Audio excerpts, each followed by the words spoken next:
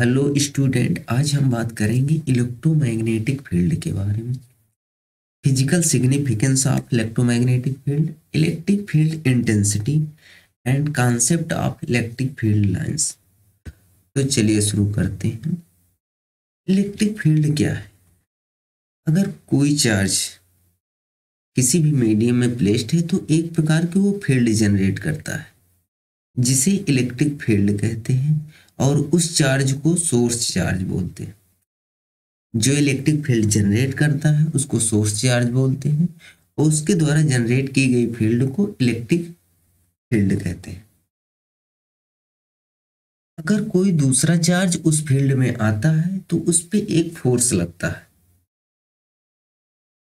तो उस चार्ज को टेस्ट चार्ज कहते हैं।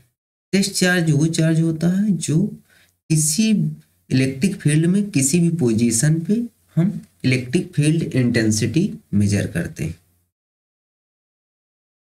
तो इलेक्ट्रिक फील्ड डिफाइंड कैसे करते हैं? Electric field is defined as force per unit charge.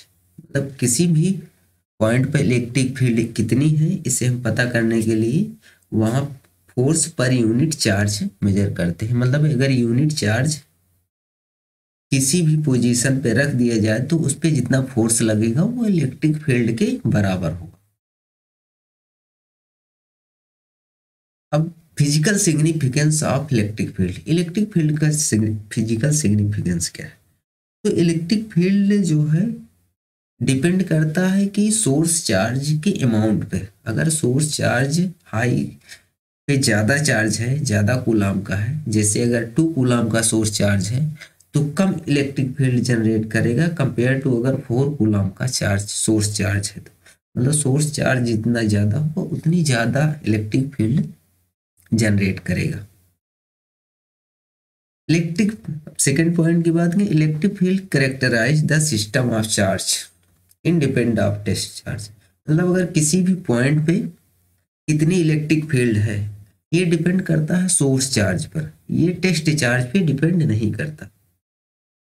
किसी भी पॉइंट पर कितनी इलेक्ट्रिक फील्ड है सोर्स चार्ज के मैग्नीट्यूड और डिस्टेंस पे डिपेंड करता है उस पॉइंट के, ये टेस्ट चार्ज पे डिपेंड नहीं करता। थर्ड टर्म की बात करें तो field is physics generally refer quantity that define every point. मतलब हम किसी भी पॉइंट पर ये इलेक्ट्रिक फील्ड डिफाइन करते हैं, और यह इलेक्ट्रिक फील्ड एक वेक्टर क्वांटिटी है। जैसे फोर्स एक वेक्टर क्वांटिटी है वैसे इलेक्ट्रिक फील्ड एक वेक्टर क्वांटिटी है। मतलब किसी भी फील्ड पर किसी भी पॉइंट पर इलेक्ट्रिक फील्ड कितनी है और उसका डायरेक्शन किधर है दोनों हमें पता होने चाहिए। तो इलेक्ट्रिक फील्ड एक वेक्टर क्वांटिटी है। अब हम बात करते हैं इलेक्ट्रिक फील्ड इंटेंसिटी की। तो फोर्स पर यूनिट चार्ज, मतलब किसी भी पॉइंट पर कितना फोर्स लग रहा है पर यूनिट चार्ज, उसे हम इलेक्ट्रिक फील्ड कहते हैं। और इसका formula is equal to 1/4πε0 Q/r²। यहाँ Q जो है वो सोर्स चार्ज है, R जो है वो डिस्टेंस है सोर्स चार्ज से किसी भी पॉइंट पे जहाँ पे हम इलेक्ट्रिक फील्ड मेजर कर रहे हैं। इलेक्ट्रिक फील्ड लाइंस की बात करें, इलेक्ट्रिक फील्ड लाइंस के लिए सम रूल्स हैं जिन्हें ये लाइंस फॉलो करती हैं। नंबर 1 क्या है कि इलेक्ट्रिक फील्ड लाइंस हमेशा पॉजिटिव चार्ज से निकलती हैं और निगेटिव चार्ज में कन्वर्ज होती है। जैसे मैग्नेटिक में हम बात करें तो नॉर्थ पोल से मैग्नेटिक लाइन निकलती है, साउथ में कन्वर्ज होती है। वैसे इलेक्ट्रिक में पॉजिटिव चार्ज से लाइन निकलती है और निगेटिव चार्ज पे कन्वर्ज होती है। सेकेंड पॉइंट की बात करें, अगर कोई सिंगल चार्ज है, मान लो पॉजिटिव चार्ज है, तो वहां से मैग्नेटिक लाइंस निकलेंगी और इनफाइनाइट डायमेंशन में इनफाइनाइट डिस्टेंस में एक्सटेंड करेंगे। जबकि अगर वो निगेटिव चार्ज है तो वहाँ इनफाइनाइट से मैग्नेटिक इलेक्ट्रिक लाइंस आएंगी और जो है चार्ज पे कन्वर्ज होंगी। तो ये पॉजिटिव चार्ज एक सोर्स की तरह बिहेव करता है और निगेटिव चार्ज एक सिंक की तरह बिहेव। अब electric lines are continuous and smooth. Electric line electric line जो होती हैं वो कंटिन्यूअस होती हैं और स्मूथ होती हैं, मतलब कहीं भी ऐसा नहीं कि इलेक्ट्रिक लाइन ब्रेक हो जाए और फिर शुरू हो जाए, ऐसा नहीं होगा।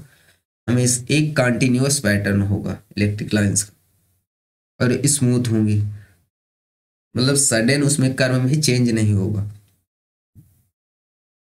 और two electric lines never intersect, मतलब दो इलेक्ट्रिक लाइन है वो कभी भी एक दूसरे को इंटरसेक्ट नहीं करेंगे।